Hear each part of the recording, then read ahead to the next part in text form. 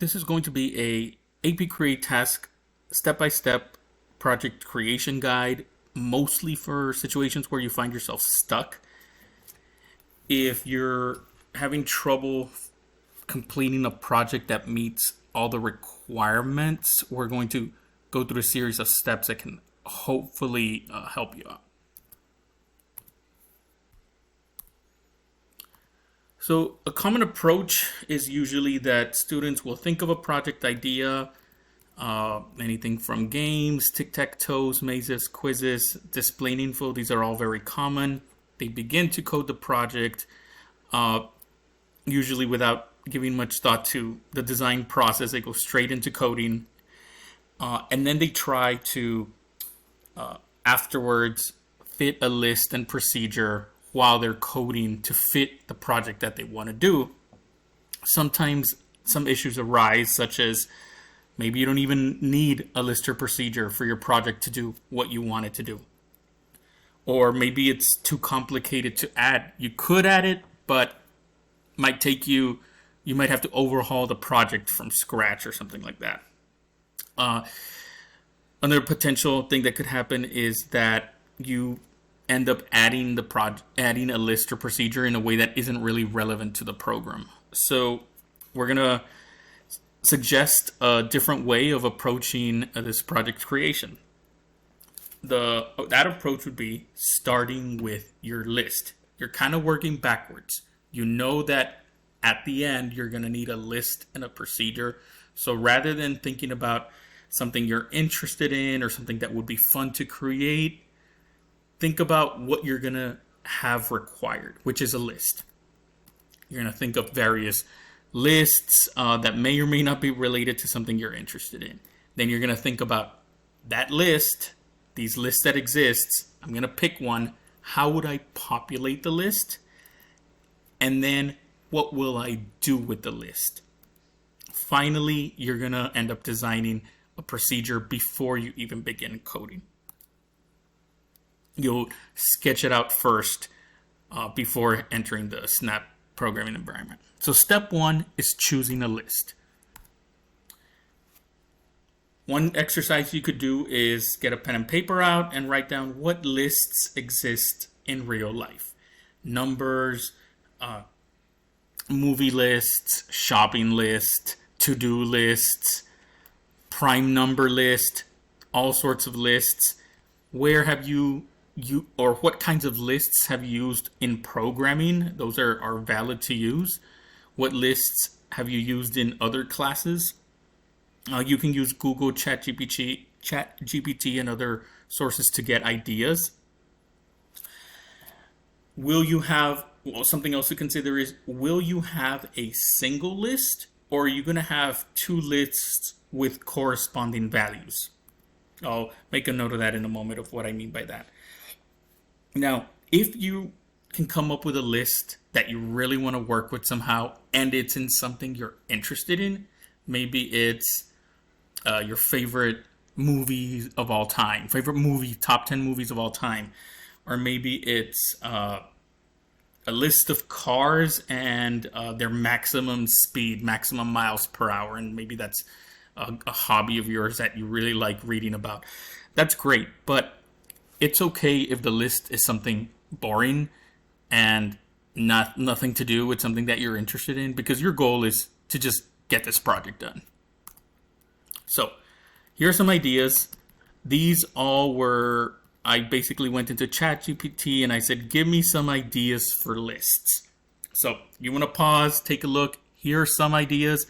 I'm not necessarily saying pick something from this list, but pick something that you could work off of. So hopefully some of these ideas that are listed on this slide will spring an idea in your mind of something you can work with, in addition to whatever else you may have already come up with and written down. Something to consider is, are you going to use a single list, or are you going to use two different lists that you're going to get into processing somehow? So here's an example of some single lists. You got a grocery list, right? There's a list of items. Now, these are very simple, small lists. You might want to go for something a little more complicated. or not necessarily for the project. It doesn't necessarily need to be that much more complicated, but I just wanted to give you an idea of some possibilities. So correlating lists, these are known as corresponding lists or parallel lists as well. All that basically means is you've got two sets of data for whatever you're trying to describe. So, for example, in a grocery list, you might just have the name of the product. But for a fast food menu, you might have the name of the product plus an accompanying price as well. In the grocery list, you could have a price as well, so you could use corresponding lists for that too. But that's a decision that you have to make. Here's another example with movie genres. You've got a list of movies, and then you've got a genre associated with each. So, how will you populate your list? This is another important consideration. Once you've decided on a list that you want to work with, and it doesn't have to be final, you can always go back to step 1 if steps 2 and 3 don't work out. But how are you going to populate the list? You've got some options. Hard coding it manually. You could have users input the elements by using the add command, asking and then using the add command. Or you can use the add command and maybe it doesn't happen through having the user's input. But hard coding, adding, 2 ways of doing it.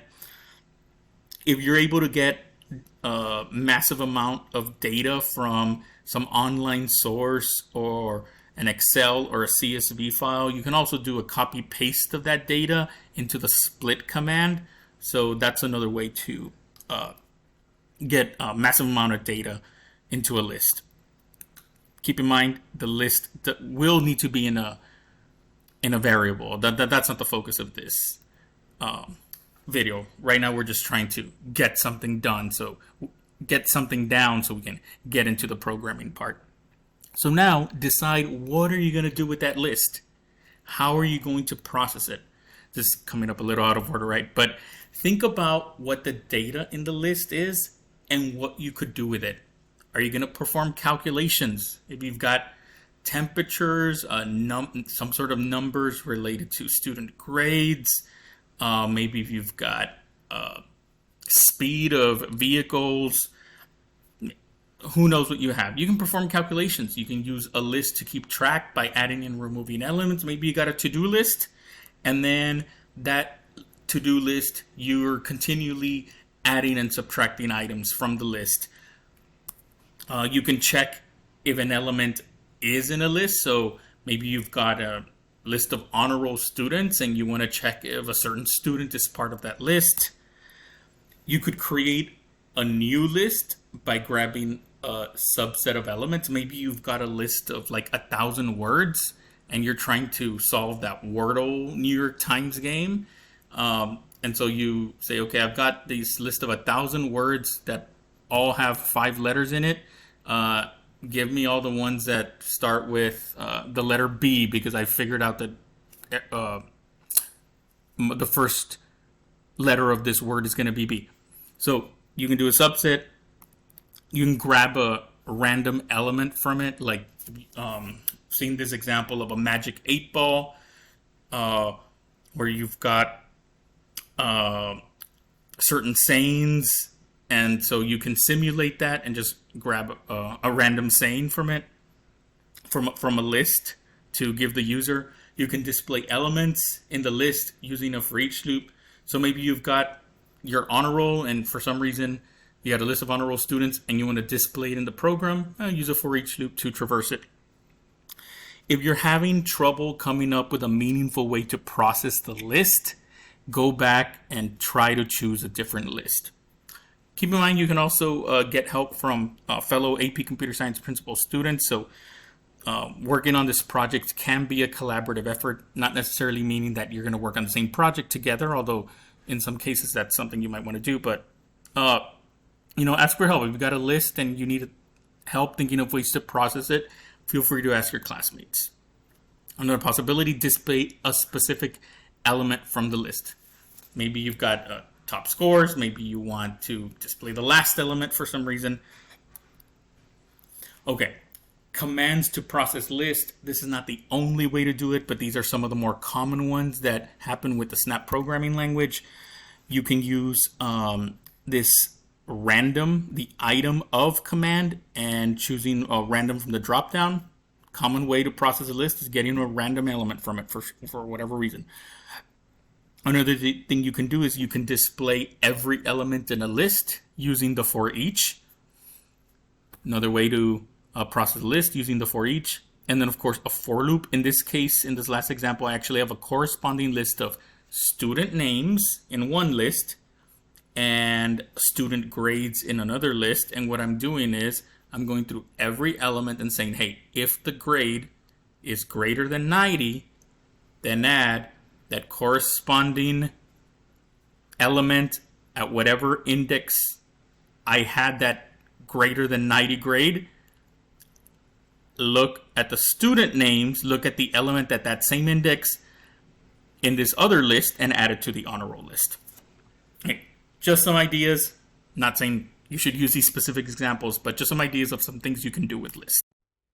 Finally, step 4, designing a procedure. What will your procedure do? First, decide, is my procedure going to be a command, a reporter, or a predicate? Will it interact with the list in some way? Some projects end up having the procedure also process the list using some sort of loop. What is a parameter going to be? What sort of iteration will be performed in the loop? For selection, make sure the parameter affects what part of the code is run. I always highly recommend using an if-else, so you can force either one piece of code or another to run in a hypothetical situation. Some option could include checking if the parameter is a proper data type or not. You can use a is blank a number command, or is blank text, or is blank boolean. And then if it is the correct type, execute the code that would normally be executed. Otherwise, in the else statement, put some sort of error message and stop the program from running. Another option, if the parameter is a list, check whether it has any elements or not. So you can, let's say you're taking an average of a list of numbers. If it's got 0 elements, you can put in the if size or length is equal to 0. You can say there's no elements. I would put some sort of error message saying there's no elements in the list. Otherwise, perform the calculations as you would have anyway. Most important thing to keep in mind is before you even begin coding, make a plan for the procedure. Visualize it. Know what it's going to do. You don't want to get stuck in after having put in a lot of effort into getting your sprites, getting your background, putting in a lot of effort to making the code, and then not finding a way to actually get that procedure with all the required elements done. I did want to give a quick note for some selection examples. Up here, just a made-up procedure named sample procedure. You've got a parameter. So the proper way to do a procedure is that you can actually come up with a hypothetical situation where some piece of code is either run or not.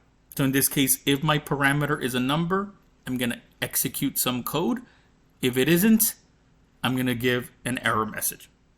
Over here, don't worry about what all this does. Just know I've got an n parameter. If n is equivalent to 0, I'm going to say, hey, can't do anything here. Otherwise, I'm going to run the code I would have normally run. So just while you're designing, keep that in mind, that it's good to get these, keep in mind that you should be able to come up with 2 hypothetical situations of 2 different pieces of code being run based on different arguments, right? So up here, if my argument is a number, this code is going to run. If my argument is a piece of text, like the word hello, this other part is going to run. And it doesn't need to be an if-else. It can be an if statement, and in that case, the different piece of code being run would simply be code being skipped. But it's a little bit more difficult to wrap your head around that, at least for me. So I always like to err on the safe side and go with if else. But an if you can explain it properly, is also valid. Final notes, you're going to need input and output. I didn't want to get into that because it seemed like that's something that's very easy to do. The hard part is actually the list and the procedure. That's the most challenging aspects. Another thing to keep in mind, you can ask assistance from other AP Computer Science principals. They can help you in your planning, brainstorming. If you got ideas for lists but don't know what you can do with them, or need ideas for how to implement, let's say you do know what you want to do with it. So I don't know, find the average or whatever. But you need help getting the code down for how that's going to happen. Feel free to ask for help from your fellow neighbors, and you might want to put a note somewhere saying that you got help for attribution purposes. Keep in mind, in the PPR and the personalized project reference, don't have any sort of comments. And that's it.